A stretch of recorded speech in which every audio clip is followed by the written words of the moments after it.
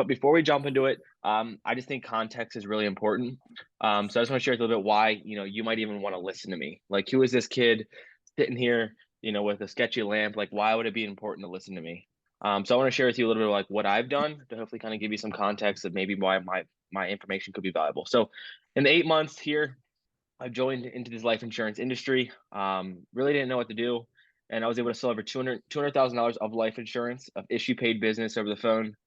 In these 8 months, I've been able to save over six figures here selling life insurance. I started this business with $1,200 in my bank account. And I'm just in the game with you guys. Like, I didn't have many mentors. People didn't tell me what to do. And I just wanted to figure this out. And that's why I've been called to hopefully share this and help provide as much value as possible. Most importantly, I realized that most people just try to get rich off their team by, hiring a team, bringing people in and making money off of them. That's not my goal here for you. Can you guys hear me all right? Unstable. Let's see. Yeah, you were breaking up just for a second. Damn. Okay, I'm on my hotspot here on my cell phone. Yeah, I think you're good now. Okay, so most people get rich off their team or start selling a product to life insurance agents. People that I reach out to, get into the game, they figure something out and they realize they can't make money selling life insurance, so they sell some type of product and they kind of find their way out of it. So I just want to share with you everything that you need to do to develop the skills to win. So first off, I want to share with you my journey to hopefully relate this to you. In the first 2 months, I literally made no money in this industry. I, quit my full-time job and just want to jump in, and I failed. The reason that I failed is because the leads that I was calling were bad. I was using CRM leads, but most importantly, I didn't understand the product. Most of us here, are not getting the results that we want simply because we don't know what we're selling. And most importantly, we just don't really know what to do. So I hope this video kind of gives you everything that you need to know to hopefully help you crush 2023. Secondly, I'll be honest, I wrote bad business. I was just the guy that wanted to be at the top of the leaderboards. I was just trying to push products. My chargebacks were at an all-time high because I found a lot of self-esteem thinking that I could sell a lot of life insurance, even though my bank account was not changing. So what I want to share with you is kind of what I've done, what I've been able to deliver, and more importantly, I didn't treat this as a business. So here is the turning point. So everything kind of clicked for me when I learned how to actually sell and really just studied and developed how to sell. For me, I'm at a place, I want you guys to be in a place where you can literally sell anyone. If it's a 1-month-old lead, a 3-month-old lead, a fresh lead, whatever it is. If you are good on the phone, then you can sell anyone and you can control your income and you can make a lot of money. So in 2022, I made $0 in overrides. I got a lot of debt from the people that I did bring on. And my goal is just to control our future by selling life insurance. So what I want to first share with you is kind of the skill that you must learn here. This is kind of like the sales group, and it's simply just the ability to sell. So here's how. A lot of people, when I think about selling, they don't really understand like what sales is. And for you, if you're not struggling to get the results, if you're struggling to get like where you are in your career, you might not understand like what sales is. And it's simply, I think of it as your ability to just help someone make a decision. So if you want to get to that framework of making $10,000 per month, and understand like you just need to help people, guide them to make a decision.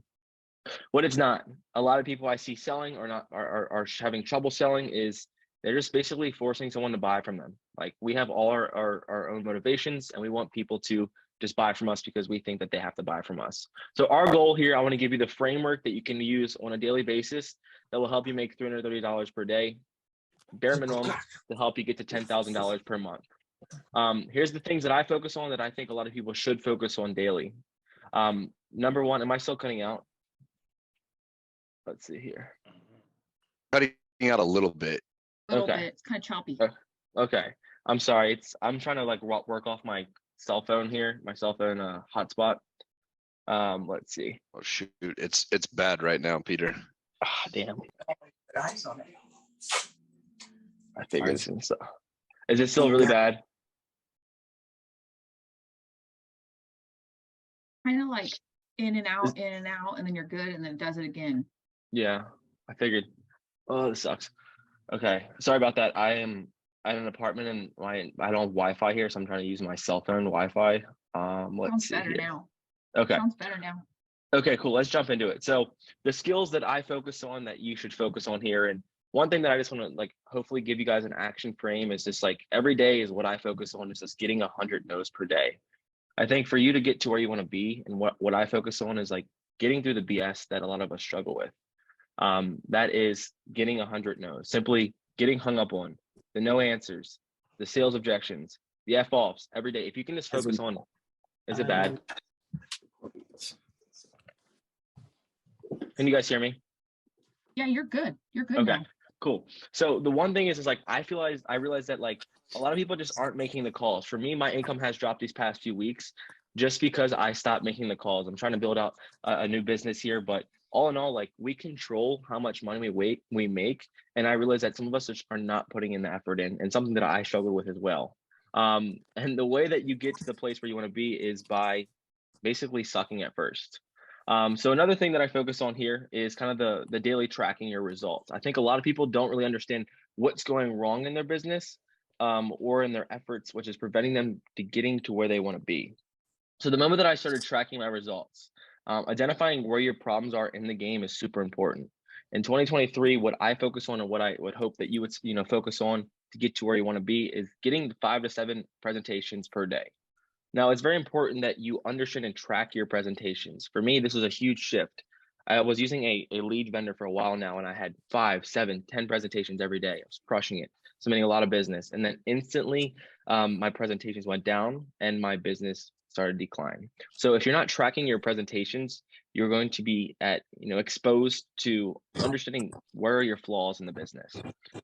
So my goal is that if I can make 1 sale out of 5 presentations every day, that I'll have a 20% close ratio. And the goal is to be around a 10 to 15% close ratio every day to become a high performer. Now, most people are closing around 5 to 7%, but just understand that whatever your closing ratio is, just realize how many dials you need to make, how many leads you need to get every day in order to get to those metrics. And the only ways to track those metrics is by writing down every day how many dials you get, how many answers you get, what your lead spend is, how much cash you collect in the first 30 days, and most importantly, what is your ROI on your investment. So now I want to just jump into some of the statistics. We'll kind of skip through here. And it's something that I thought was really important is extracting all the value from your leads. The money that we're spending on these people, they're going to give us the money that we want. Like they have the money in their pocket. We just have to get it from them. It's kind of how I think about it. So everything is important. Structurally, in 2023, make sure you're getting an initial text message to the leads. Every lead that I have gets a text, no matter if they're a bad number, no matter if they're not good. Make sure that they're getting a text. 100% of my deals that I get are instantly receiving a text. So when the lead comes in, within 2 to 3 minutes, they're getting a text message from me. And overall, what I've tracked, around 80% of all my deals I close engage in the first text messages. So I just don't have I use a CRM, I use a system where I'm closing deals simply because they're engaging with me. I'm not calling them if they answer. Most importantly, I'm getting them through text and then setting up the pre-frame and then closing them after I've learned a little bit about them. This helps, when it comes down to them getting to know you and feeling more comfortable. And then lastly for you here is to structure your initial pre-text appropriately. When someone becomes a lead, just make sure that you, number one, understand who they are. So use their first name and last name. The text that I use is like, hey, Stacy, this is Peter with the company name, getting back to you in regards to requests you sent in. Were you looking for yourself or for a loved one? So that's kind of how I structure that. Make sure you have a really good text going out. It's going to help you really get people to engage. And then I also want to share with you some statistics that can also be pretty encouraging for you as you're starting to pick up the phones here starting Monday. Number one, the best time to contact is from Smart Financial. This is this is research that has been developed that I think is really cool that I always think about. The best times to call people for me is around 9 to 10 a.m. And then here are some of the best times to qualify a lead: around 4 to 5, 2 to 3, 9 to 8, 8 to 9. So as you can see, around lunchtime, your pickup rates will go down. So use that time personally for me to strategically build out other things, work on other things where you're calling people and extracting as much value as possible for them. Also, as you can see, you're calling the first 5 minutes, increasing your chance of reaching them by 500%. As most of us are I get questions out all the time, when should I call the lead? The minute this lead comes in, if they're not answering your text message that you just sent out, call them, pick up the phone. The longer you wait, the more you delay that time, the shorter the framework becomes of their likelihood of picking up the phone. And then lastly here, this is truly true for me. The average lead takes about 5 attempts to call them, to make a contact. Most people will, hang up on you. Most people will delay your call, but this is why I specifically call people 5 to 7 times per day if they're a new lead. So make sure as you're jumping into the phones again here that you are calling people more than you think. A lot of us are I don't want to call these people. The only time, which I'll share with you, is to stop calling someone is when they tell you to stop calling them. I extract my leads when someone tells me to stop calling them or texts me to stop. Other than that, I will keep calling them if they told me like they keep hanging up on me. It's a matter of time. They filled out the request. Make sure you get in front of them because again, they have the money that you were looking for. And then here's another statistic: lead nurturing generates about 50% of sales, and then 95% of leads need time to nurture. So make sure you have the CRM, the drip text coming out, all that fun stuff. Now, I want to go into the details here. I think this is kind of where it's going to bring you the most value of the framework that I use that helps me sell. This is how I thought through why I close people, why I can sell 1 out of 3 people with my presentations. And it simply comes down to this closer framework that I use. So it's actually with an R here. Okay. So the goal is to simply say the right things to help people make decisions. That is the goal of sales. Now, I use this in every sales call. Please do not skip this in your process. There's never a time for me when I'm calling someone, well, I'll go from C to E. I literally go down a very linear model of how I'm actually selling people. So let's talk about the C in your framework. I don't know if you guys want to take notes, but if it's helpful for you, just think through this. In every sales call, you first have to clarify why the prospect is speaking to you in the first 30 seconds. So the way that I ask this is when a client picks up the phone, I ask them, so Jimmy, fill me in. Were you looking to leave something for your family or are you looking to cover your burial expenses? Now, a lot of people, and a mistake that I made, were trying to build rapport in the first 30 seconds. That's not the goal. The goal is to understand what is their problem, why did they fill out this lead, and why are you going to be the person that helps them? So understand, why are you even on the phone with this person? Very important. A lot of us skip over this, but understand like they have a problem that we need to solve. The second thing is in the L is label the prospect with their problem. So Jimmy, as a father, it sounds to me that you don't want to pass any financial burdens on to your children. God forbid if something were to happen to you, is that correct? So first clarify what's going on, why are they even wanting to speak with you, and then label them. A lot of us skip over this. A lot of us are like, you know what, this is another prospect, but we need to identify people for what their problem is. And most importantly, we need to identify them with who they are. Because when it comes down to the end or the close, when you're saying, Sally, like you mentioned earlier, as a mom, you wanted this, this, and this, correct? You can now use that label that you pre-frame them with to eventually have a higher closing rate. Just something that I use. I hope this is going well for you guys. I can't really see anyone. Okay, so then we're gonna go here to again, people take pride in their identity. So make sure you identify them every step of the way, multiple times. So a lot of people that I call are seniors on fixed incomes. So everything throughout the whole sales process is seniors on fixed incomes. Okay, we're gonna look at this option. This is exactly for seniors on fixed incomes. Okay, ma'am, I specifically work with seniors on fixed incomes. Okay, I know you said you're on a tight budget, but we specifically only work with seniors on fixed incomes. You can never say that enough. And the more that you say that, the more comfortable they feel, and you put them in a box, how I frame it. The O, you got to overview the prospect's pain. So they've came to you, like kind of understanding like what it is. You've labeled them.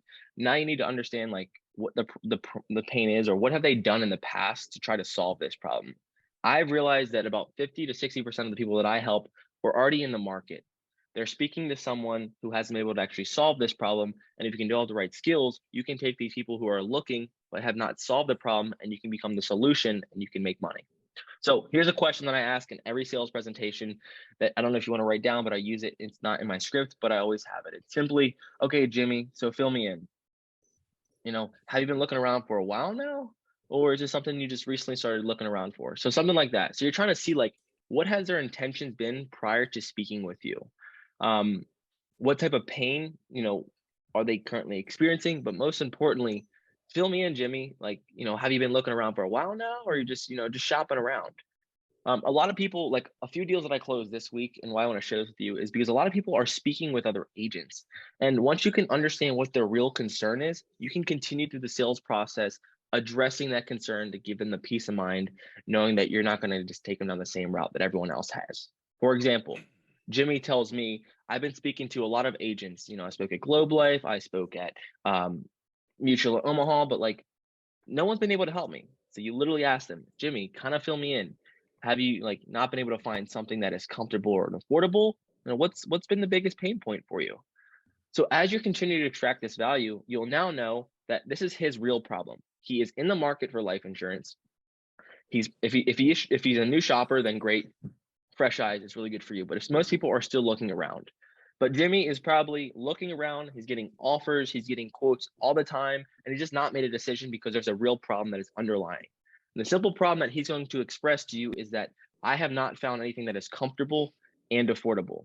So when Jimmy says, I've been looking around, but like all these guys are just telling me that things are just too expensive, then you simply say, Jimmy, it sounds to me that you really value having life insurance. You just can't find anything that's comfortable and kind of fits the budget. So again, here's another price point that I will reflect on. So now you know Jimmy is a father on a fixed income. And now you know Jimmy also is looking for something that is comfortable and affordable. And he's been in the market, but he just can't find anyone that's going to give him a good price. So when you are destructing this whole conversation, you are using this label as him as a father, him who is broke on a fixed income, and him who wants something but just can't find anything comfortable. And you're going to tell him this, Jimmy, throughout the process, 3 to 4 times, I'm reminding him, it sounds like you really value it. If I can help you find something that's affordable, would this make sense for you? And then when you go down to actually pitching him the options, Jimmy, we just got to work together to find something that's comfortable and affordable for you, right? We got to make sure something that actually fits your budget, right? And he feels like he's being heard. He feels like you understand him, and he feels like he can trust you, which is all going to like to actually close this guy because he is now, going in a different frame than all these other salesmen. So everything that I'm thinking about in these closer framework is how can you separate yourself from the other people that are calling them? And once you can realize what their real concerns are and what they're struggling with, our person that we're selling to, if you're selling final expense, is someone who has probably delayed a lot of things in their life. They're on a fixed income. They typically don't have a lot of money, and they might not be in really good health. Now, what you have to understand is that this is going to impact their buying ability. Someone who has neglected themselves, someone who's neglected their health, someone who's neglected their finances, is someone that's going to neglect a decision that could actually change your life. So you have to be really good. This is not an easy job for you, but most importantly, understand this, get them to feel appreciated. These people have not had much in their life, and you can feel like you're listening to them and that you care about them because they are relying probably on the government and they've had things handed to them their whole life. If you can be that same vehicle for the purchasing decision, then you can actually help them. So far, cool. And then I hope this is, I can't see anybody. What do you think, TJ? Is everything going good? Dude, great stuff. Okay. Good Sweet, information. sweet. Awesome. Okay. Okay. And the last thing I want to share with you is the S. This is kind of where it glows. So you kind of identified why they're there. You kind of label them, and then you kind of like are seeing what their problem is, and then you're going to sell them. You can call it sell them the vacation, but I call this sell them the peace of mind. Now I give them 3 options. This is kind of, you address their concerns, you understand everything what's going on in their life. Now you need to actually give them the options to hopefully help them make the buying decision. So most of us are just like, all right, this is my biggest problem. Here's the $5,000 option. Here's the $10,000 option. Here's the $15,000 option. Jimmy, which one makes sense for you? But Jimmy doesn't just want to go out there and spend another bill. Again, he's broke. So how can you help Jimmy understand that he's paying for something that's going to actually give him value? For example, why I eat at Chipotle so much is because I pay $10, $12 for a Chipotle burrito, but I think that meal is worth $15, $17, $20. So when you can understand, you give someone for something and they feel like they're getting a discount, they will continue to buy from you and they will feel like you can just go to them because they got the deal. That's why we go to Kohl's. You feel like you're getting a deal. Same thing when you bring value. When value outweighs price, you will make the buying decision and you will make the sale. So how can you communicate so much value where they feel stupid, where they feel dumb not buying from you? For example, the offer is king.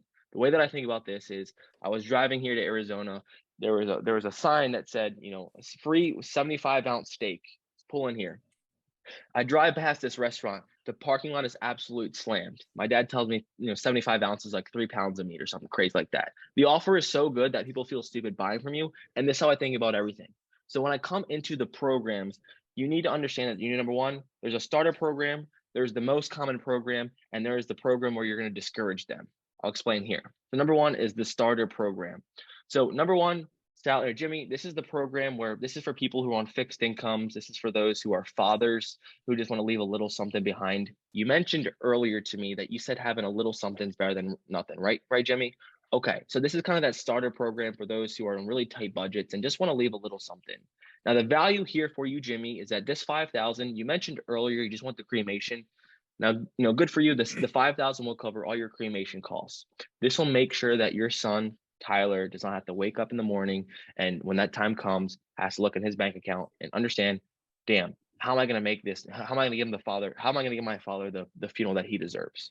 This $5,000 will give you that option, but unfortunately, it will not give you, any opportunity to leave any money behind to your son. Okay, that's the starter program. Understand, I'm labeling this person with every option. Second program here for you is the $10,000 option, Jimmy. Now, this is the most common option that we help people with every day here who are seniors on fixed incomes. Now, this is the most common plan because those who want to really leave a little something behind, and most importantly, want to cover everything start to finish, this is what that $10,000 option will do for you. This $10,000 program is specifically designed for those who want to cover everything to make sure that their family is no longer burdened. Okay. And again, it's for those on fixed incomes. So this one might make sense for you. Okay. And then lastly for you here, the program for you here is a $15,000 option. Okay. This is, Jimmy, I don't want to even recommend this to you, Jimmy. Like, honestly, I don't think this even makes sense for your budget. Someone who's on a fixed income, someone who is, on a tight budget, I don't really recommend this for you. So initially, I lead the most expensive option as discouragement. The reason that I do this is because this will then allow them to build more trust. You are basically discouraging them from buying something that is expensive. Think about it. Have you ever been into a jewelry store? Have you been into any type of store? The person there, the salesman, is trying to pitch you the most expensive option because they're going to receive the most amount of commission. So, this is the first time in their life where someone's actually looked back for them. This is the first time in their life where they've been, living off the government. They've been living off of other people. They're struggling to make money, and they feel like the world is against them. This is the first time that you as the salesman are going to give them an option. You're going to provide them value, and you're also going to give them some type of trust, knowing that you're not going to screw them by making them overpay for a product.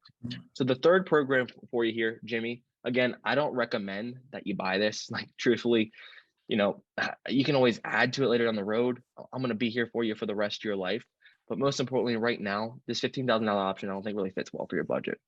So Johnny, but the $15,000 option will do this: cover all your burial expenses. It'll, make sure that your son Tyler's in a really good position. And this is for those who, have been good at putting money away. If you really want to leave an impact, this is what that $15,000 program will be. Okay.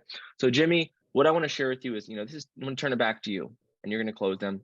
I haven't added this in, but Jimmy, kind of fill me in. Does the 5,000 or the 7,000 make most sense for you?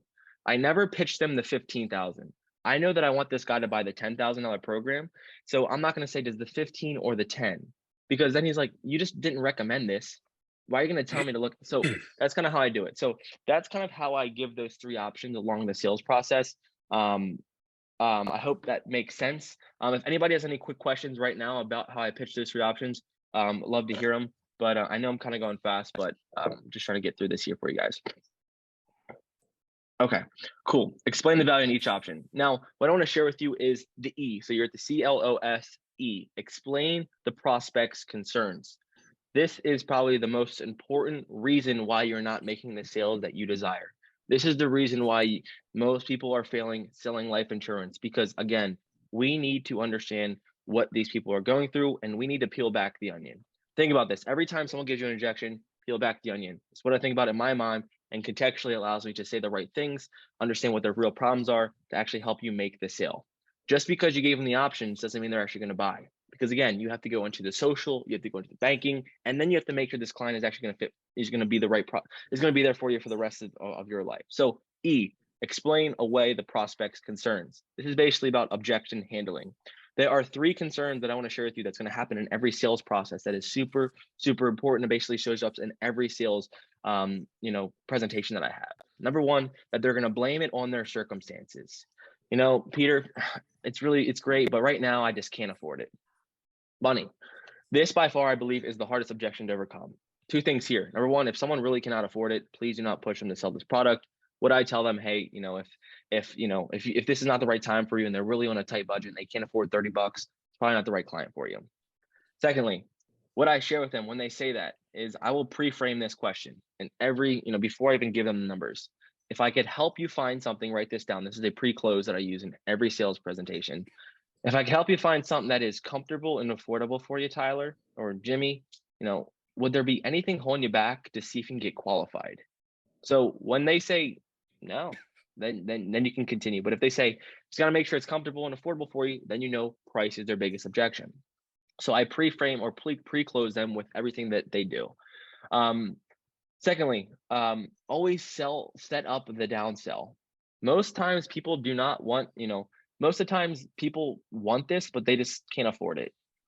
So throughout my whole sales presentation and what I want you to focus on is making sure that you're always setting up the downsell. The first question that I asked there, finding something that's comfortable and affordable for you, that's setting it up as well. But in any opportunity, when you're pitching the options, for example, the 5, the 7, and 10, I always say, Sally or Jimmy, it's something where you can always start with a little something and always add to it if this makes sense for you, okay? So when they give you the objection that I can't afford it, okay, Jimmy, I totally understand that you can't afford the 15,000. You mentioned earlier to me that having a little something is better than nothing, right? Okay. So Jimmy, if like you mentioned that if something happened to you that your son would be in a bad position, correct? Yeah.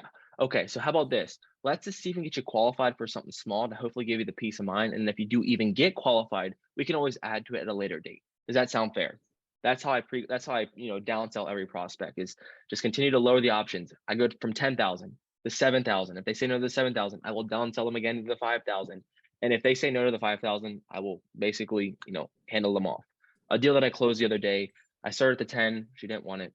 She was like, all right. And she was like, I'll call you back. All right, let's do the 7,000. She didn't want it. I was like, how about this? Let's get you the 5,000. And then when I went down to actually getting her credit card information, she was like, all right, well, I actually get paid on the 3rd, but I realized that there's money in my bank account right now. Let's just start it today. All because that was a client that I could have lost, but now is a client for me because I was willing to downsell her. So the money option is definitely one of the biggest objections that you're going to face. Secondly is time. So the second thing when it comes down to circumstances is time. It's not a good time for me right now. Again, these people, frame this in your mind, have put things off their whole life.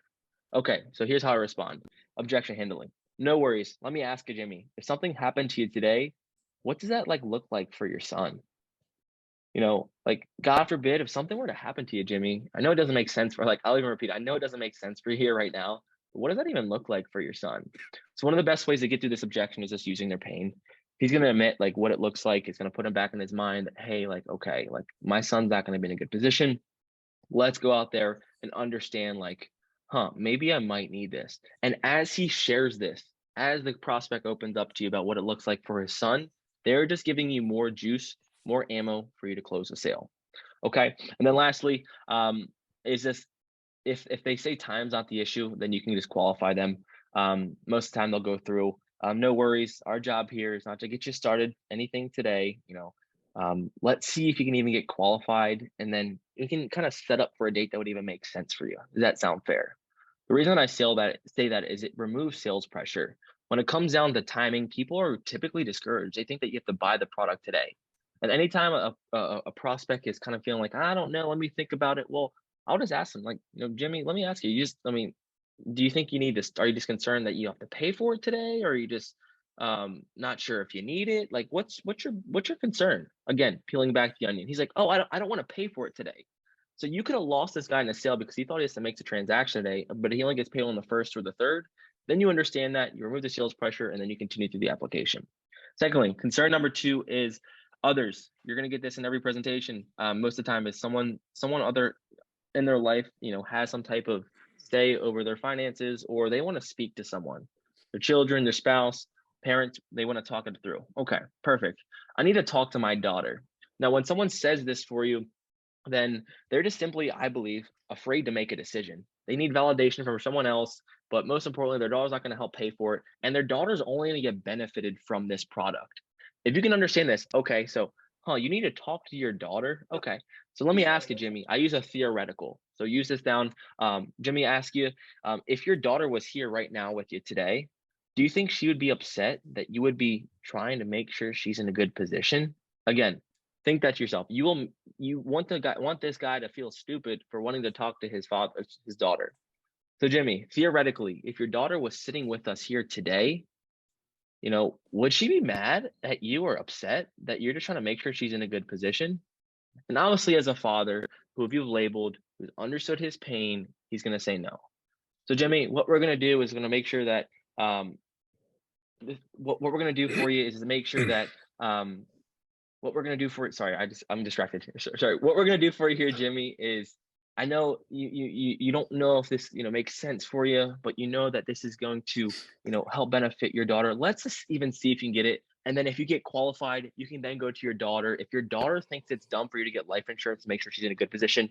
You just call me and say, hey, Peter, I no longer need this. My daughter wants to pay for my funeral. Okay. Does that sound good? Or you say, hey, Peter, my daughter says like, it's cool. Like I want to go ahead and pass the $10,000 bill on her. Okay. So how about this? Instead of you passing that bill, Jimmy, let's just go ahead and see if you qualified and see if you can even give an option to speak to your daughter. Does that sound fair? Cool.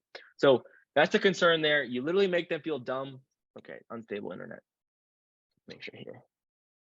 Still connected. Am I good? Can you guys hear me?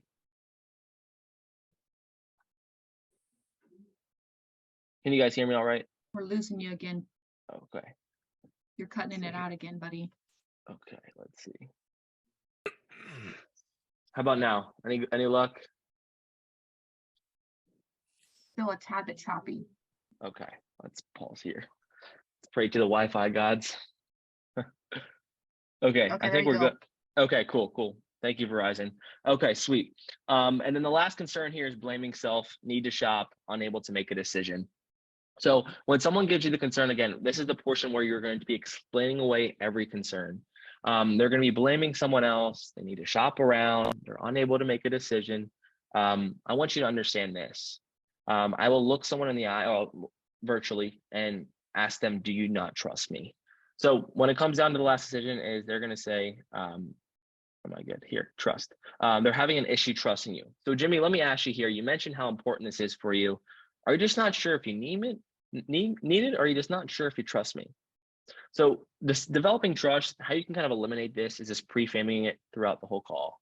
The way that I do this and the way that you can do this to build maximum amounts of trust to help build this relationship and to make sure that you are the right individual that's going to help solve this problem is, number one, physically, I give them my license number, my cell phone number, and just details about me. Secondly, I be personable. Be a human. Be someone who they can trust. When they say like, hey, my cat's sick right now, like, oh, no worry, like, what's your cat's name? You have to understand, like, this person is not going to do a transaction with you. And the best part is when I guess a side note is when they're filling you about your life, when you text this person the next few days, making sure that they got their policy, you can ask how their cat's doing. And then your retention or your client health score is going to go up and they're going to stick on the books. The last thing is always establishing authority and control. The biggest thing that people want when it comes down to sales is they want someone who they can trust, and they want someone who they can actually is controlling the whole frame of the conversation. Having the authority, having that absolute power makes the whole sale come alive. So if you were able to basically say, all right, well, like when they start talking about BS stuff, okay, Jimmy, totally cool. Let me ask you here, your beneficiary is Tyler, right?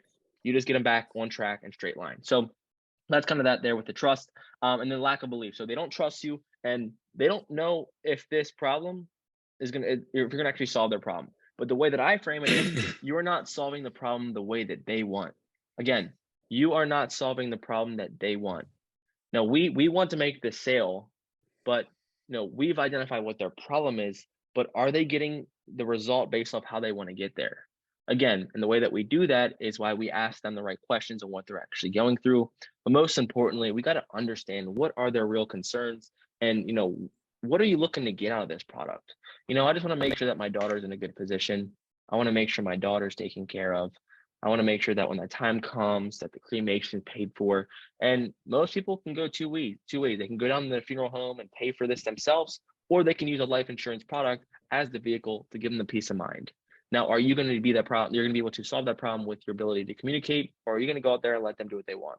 I never want to sell someone who has, two dimensions. Uh-oh.